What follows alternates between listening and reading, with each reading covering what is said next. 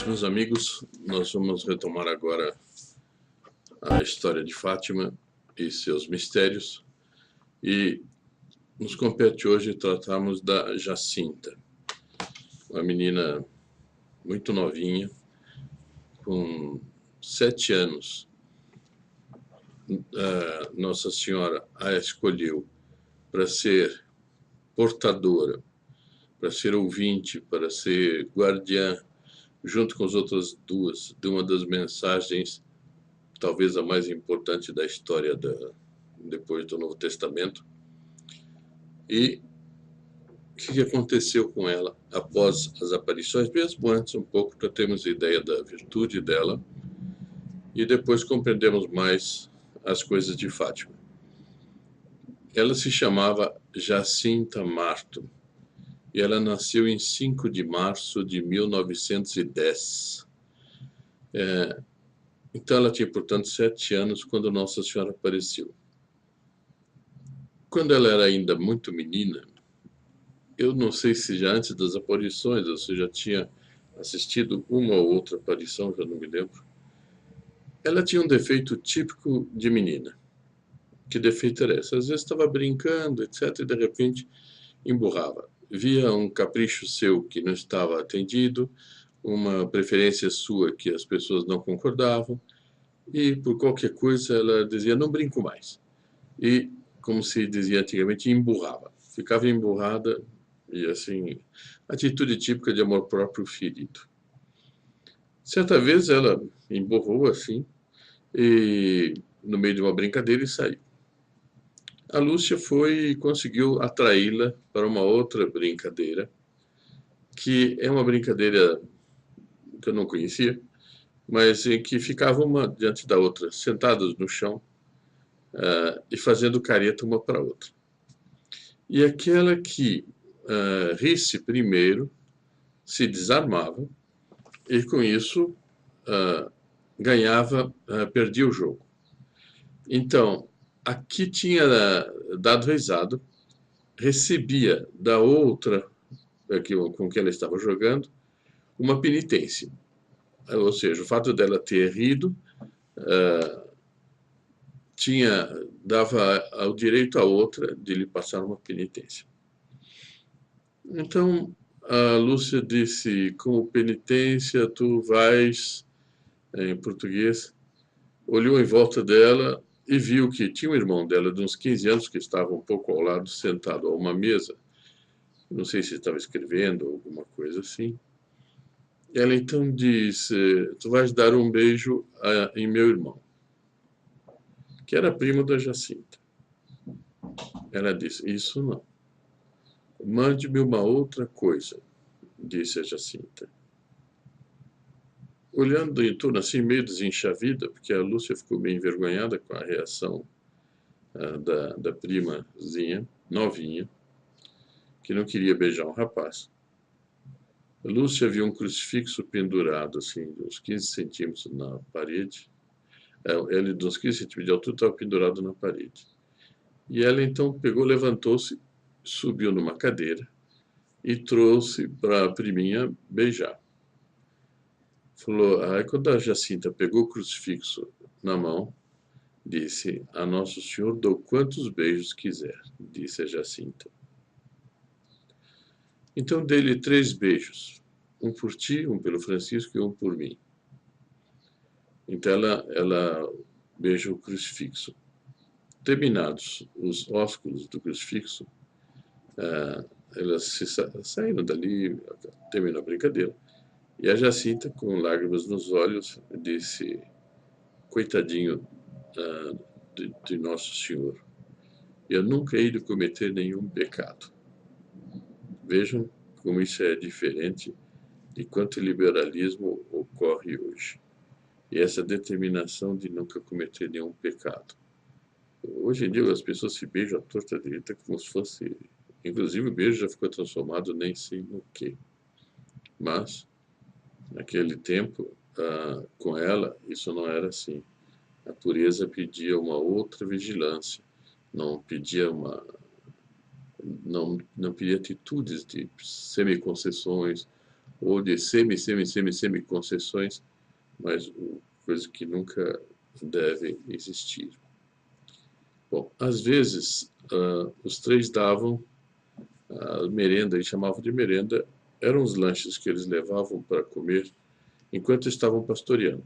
Pegavam as ovelhas de manhãzinha, saíam, iam longe, e quando chegava na hora de comer, então, certa vez o Francisco disse: por que não damos as nossas merendas para as ovelhas comerem e assim oferecemos o sacrifício de não merendar, dizia ele, pelos pecadores?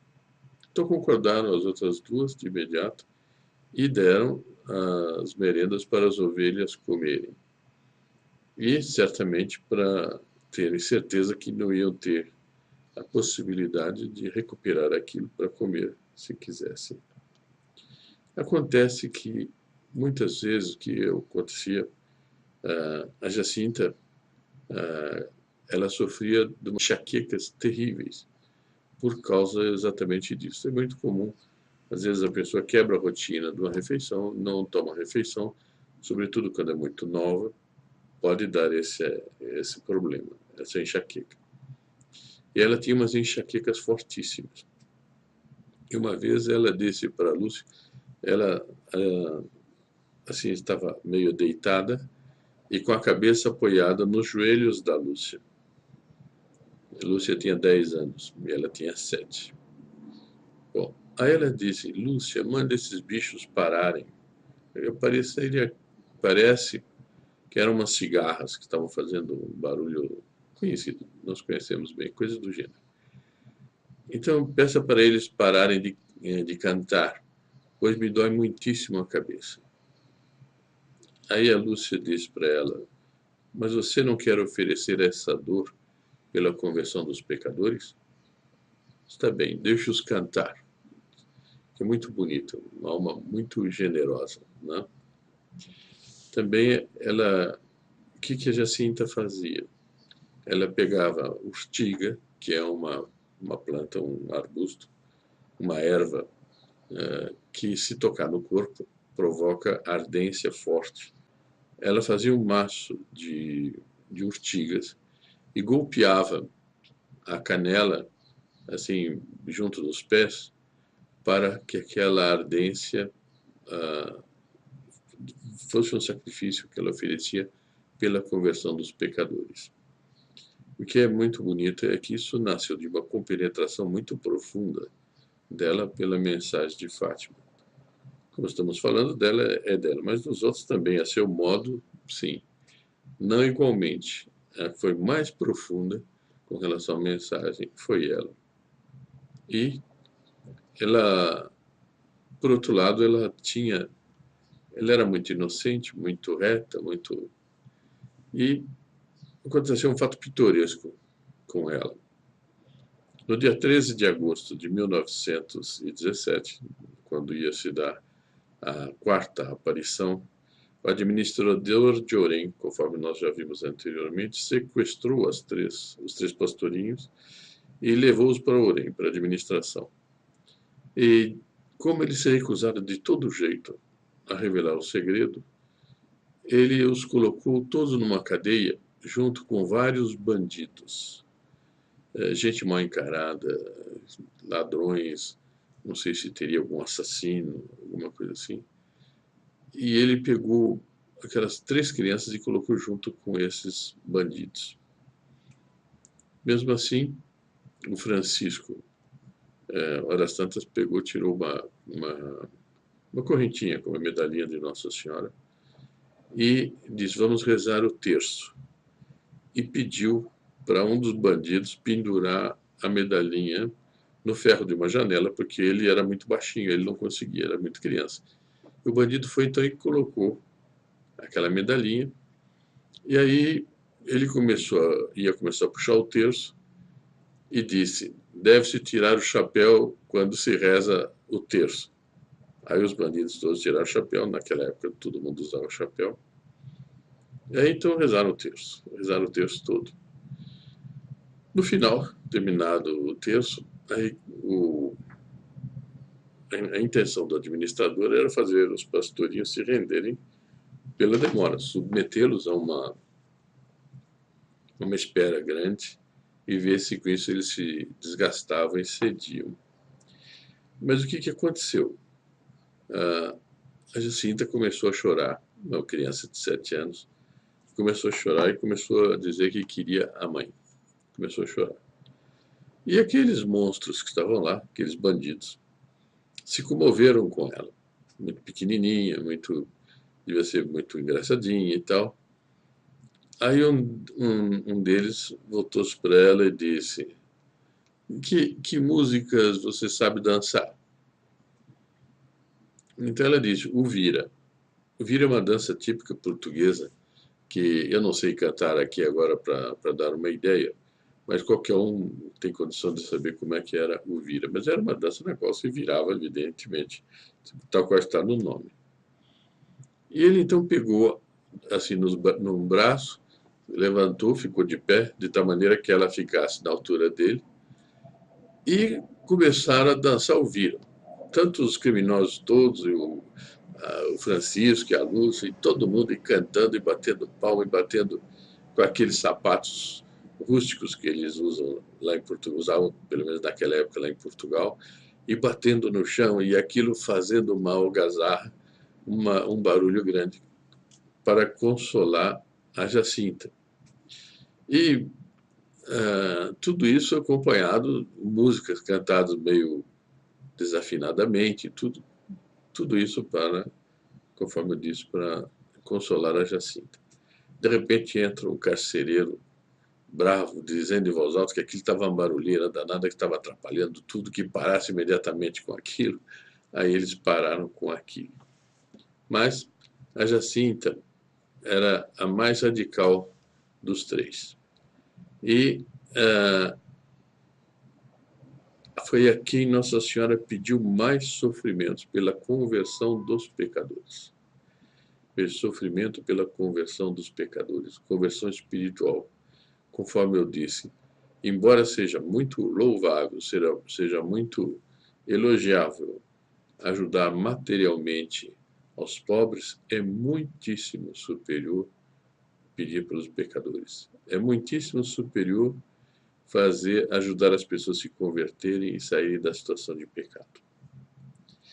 Bom, todos se lembram que em julho houve a visão do inferno. E logo após a visão do inferno, a Jacinta ficou muito especialmente marcada por essa visão. E ela costumava exclamar: que pena eu tenho dos pecadores. Se eu pudesse mostrar-lhes o inferno. Veja, hein? Se eu pudesse mostrar-lhes o inferno. E por vezes repetia: tanta gente a cair no inferno, tanta gente a arder no inferno. Ora, isso choca completamente a tudo quanto se tem visto em matéria de orientação espiritual nos ambientes católicos. Os católicos habitualmente se recusam a pensar no inferno. Há muita gente que diz que o inferno não existe. Isso é uma mentira. Conforme eu disse, o inferno é um dogma. E não crer no inferno é o maior convite para cair no pecado, porque a pessoa perde o temor do inferno. Chama atenção como pessoas que não querem que os católicos sintam medo de Deus para não pecarem, não dão a menor importância para provocarem um medo que não é real, porque os cientistas desmentem isso, que é o medo do planeta entrar em situação de catástrofe por causa do abuso do meio ambiente, e que o único jeito de solucionar isto é fazer um regime de vida que é inteiramente oposto à doutrina católica. O que os ambientalistas querem, no fundo, é um sistema de vida, uma outra religião que não condiz com a doutrina católica. E, então, não se pode provocar temor para as pessoas não pecarem, temor da justiça de Deus. Mas se pode provocar um temor que não é fundado para que as pessoas renunciem a seus direitos, que são garantidos pela lei de Deus, para se entregarem e assim formar uma ordem de coisas, uma outra religião sobre a terra. Vamos em frente. Numa ocasião, aproximadamente ao meio-dia, eles estavam conversando diante de um poço na casa dos pais da Lúcia. Isso é em Aljustrel.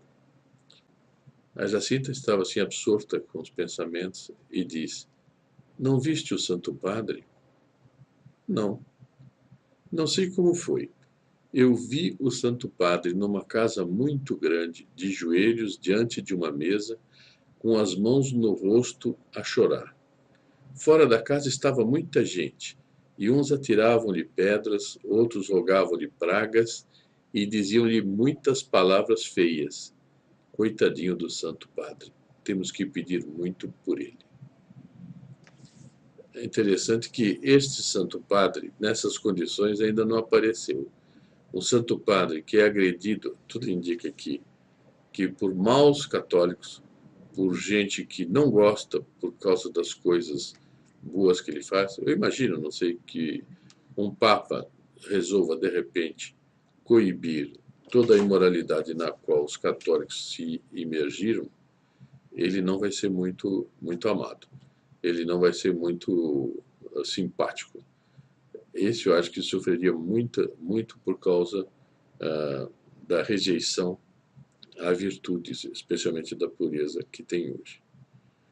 Bom, por outro lado, numa tarde de agosto do mesmo ano, né, de 1917, estando os videntes sentados num rochedo do outeiro do Cabeço, lá onde o anjo apareceu a primeira e a terceira vez, Jacinta pôs-se subitamente a rezar a oração que o anjo lhe ensinara.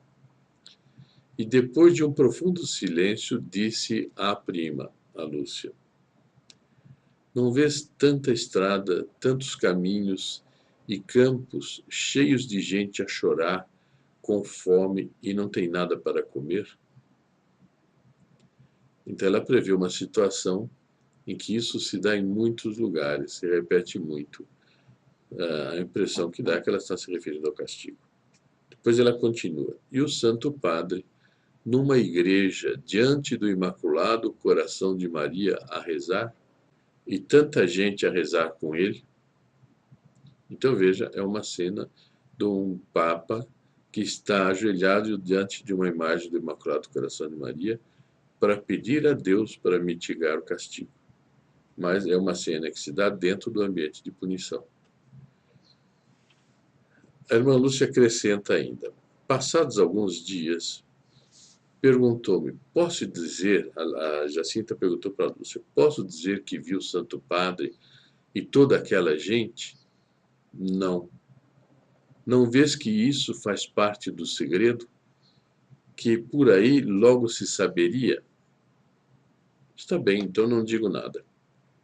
Só que, quando a gente vai ler o segredo, a gente não vê esta cena assim descrita ali, não vê que relação haveria. Mas isso é um comentário para uma outra explicação. Um dia na casa de Jacinta, Lúcia encontrou-a muito pensativa e interrogou-a. Jacinta, o que estás a pensar? Vejam só, na guerra que há de vir, há de morrer tanta gente, e vai quase toda para o inferno. Caríssimos interessados por Fátima, eu lhes dou parabéns por se interessarem por isso. Mas veja como a humanidade não levou isso a sério.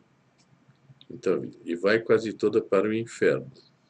Hão de ser arrasadas muitas casas e mortos muitos padres. Olha, eu vou para o céu. E tu, quando vires de noite essa luz que aquela senhora disse que vem antes, foge para lá também. Realmente apareceu em 38 uma luz, conforme nós já vimos, sobre a Europa, e aí veio a Segunda Guerra Mundial. E na Segunda Guerra Mundial foram não sei quantos milhões de pessoas que morreram. Bom, mas alguém já poderia perguntar, mas então o castigo já não veio? Digo, veio, mas não foi o castigo definitivo. Por quê? Porque não houve conversão. De lá para cá o mundo piorou, piorou, piorou muito, muito, muito, muito. Por outro lado, um outro aspecto, um outro fato. O historiador o William Thomas Walsh, que eu já me referi algumas vezes, escreveu uma estupenda narração das aparições de Fátima. Eu até recomendo, é muito bonita a narração dele, eu tenho usado muito aqui também. Além disso, ele esteve com os pastorinhos, dos quais recebeu relatos diretos e tudo. O título do livro dele é Nossa Senhora de Fátima. Bom, na página 157 da segunda edição de 1947, portanto uma edição antiga, pode-se ler o que segue, quando Walsh narra o diálogo entre Lúcia e a mãe da Jacinta, Olímpia, ocorrido quando a pequena já se encontrava gravemente enferma da doença que a levaria à morte. Eu não sei se o Francisco já tinha morrido ou não, mas esse diálogo se deu da seguinte maneira. A Lúcia ouvia da Jacinta as coisas e contava para a Olímpia, que era a mãe da Jacinta. Também muito interessada em saber o que a Jacinta dizia. O que te disse a Jacinta hoje? Sussurrava junto à porta a mãe. Pergunta a Jacinta, a Olímpia diz, em que pensa ela quando fica assim tanto tempo com as mãos no rosto, sem se mexer? Perguntei, mas ela sorriu sem responder. Bom, quando a Lúcia perguntou, a mãe dela, a Olímpia, ficou do lado de fora da porta para pegar, ouvir o que a outra ia dizer. Então, Jacinta respondeu a pergunta da Lúcia. A Lúcia foi e perguntou para ela, o que você fica pensando? Ela disse, fico pensando em Nosso Senhor, em Nossa Senhora e... Aqui falou baixinho uma parte do segredo. Para que, enfim, que era um segredo, falou baixinho, certamente para que a mãe não ouvisse. Depois ela terminava assim, gosto tanto de pensar neles. Quem seriam esses eles? E que relação teriam com o segredo? O que é esse eles? A referência deixa claro que o pensar neles trazia comprazimento para a pequena Jacinta. E só poderia ser um comprazimento relacionado com a mensagem de Fátima. Claro, algo que fosse que encaixasse bem com a mensagem de Fátima e que tivesse de acordo com os planos de Nossa Senhora, etc. Ora, em edições posteriores deste mesmo livro, a palavra neles é omitida. É porque é um dos mistérios, mais um dos mistérios que envolve a questão Fátima. E esse é realmente assim, do texto que está sendo passado no vídeo, dá para perceber claramente como esta palavra ali está. Bom, certa vez a Lúcia estava seriamente tentada, achando, por causa de um dito do prior da freguesia de Fátima, não sei se ele era vigário ou pároco, não sei, eles chamavam prior na época. A Lúcia contou para ele o que tinha acontecido, sem contar. O segredo foi antes do segredo. E ele disse para ela, eu acho que isso tudo que vocês estão vendo é um demônio. E ela ficou atingida por aquilo. E depois, no dia seguinte, ela, junto com os outros dois, estava levando as ovelhas para pastar. E ela disse assim, de um jeito meio agastado, de fato, depois que esta senhora começou a aparecer, não houve mais paz lá em casa. Não é uma atitude muito boa. Logo a Jacinta respondeu, não é o demônio. Ele é feio e mora debaixo da terra. E a senhora é bonita e veio do céu. Então isso é muito importante para ver como ela tomava essa atitude de fidelidade. Bem, Aqui nós vamos agora fazer uma interrupção para continuar na próxima gravação.